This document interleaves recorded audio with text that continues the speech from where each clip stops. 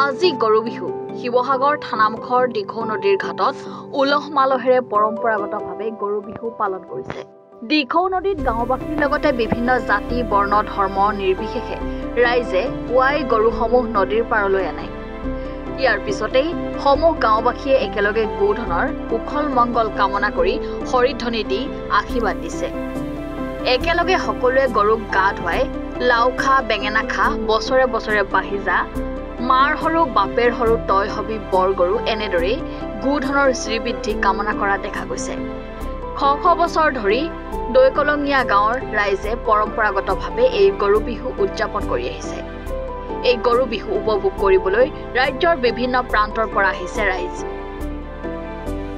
সৰ্বপ্ৰথমে আমি সদৌ অসমবাসীলৈ আমাৰ দৈকলঙীয়া গাঁও ৰাইজ তথা বৰনামঘৰ উন্নয়ন সমিতি তথা সকলো অনুষ্ঠান প্ৰতিষ্ঠানৰ পৰা আমি শুভেচ্ছা জ্ঞাপন কৰিছোঁ আৰু ৰঙালী বিহুৰ শুভেচ্ছা জনাইছোঁ।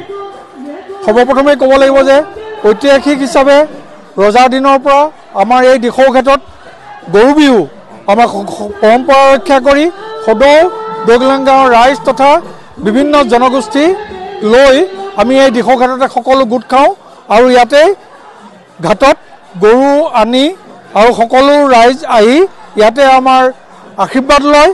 এই আশীৰ্বাদ লৈ ভগৱানৰ ওচৰত যাতে ভৱিষ্যত সকলো মংগলে থাকে সকলো কুশলে থাকে। ধন্যবাদ।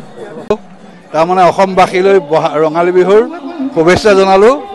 লগতে আজি আমাৰ যিটো ইয়াত পৰম্পৰাগতভাৱে চলি অহা এইটো প্ৰায় আমাৰ গাঁওখন 1707 চনত আহিছিলে কলঞ্চপাৰ পৰা উঠি কলঞ্চপাৰ বৰ্তমান বকভৈৰ মাজত তাৰ পৰা উঠি আহি তাৰ পাছতে আমি জনাৰ পৰা আৰু তাৰ আগৰ পূৰ্বপুৰুষসকলে কৰি গৈছে এই বহাগ বিহু পালন কৰিছে।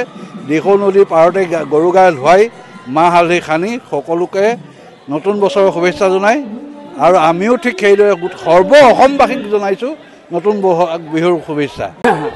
এই ঐতিহাসিক থানাঘাটত আমাৰ দৈকলঙীয়া বৰনামঘৰ উন্নয়ন কমিটিৰ সৌজন্যত আৰু সকলো ৰাইজৰ সহযোগত আমাৰ গৰু বিহু পালন কৰি আহিছোঁ পৰম্পৰাগতভাৱে।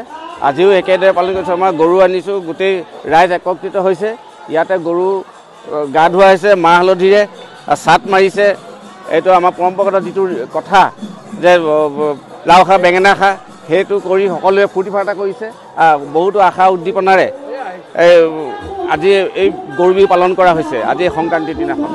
আৰু আপোনালোকৰ সকলোলৈকে এই আপোনালোকৰ জৰিয়তে সমূহ অসমবাসী ৰাইজলৈ আমাৰ ৰঙালী বিহুৰ শুভেচ্ছা জ্ঞাপন কৰিলোঁ। ধন্যবাদ। শিৱসাগৰৰ পৰা ৰাতু কুমাৰ দাসৰ ৰিপৰ্ট, এনি ভাৰত 24।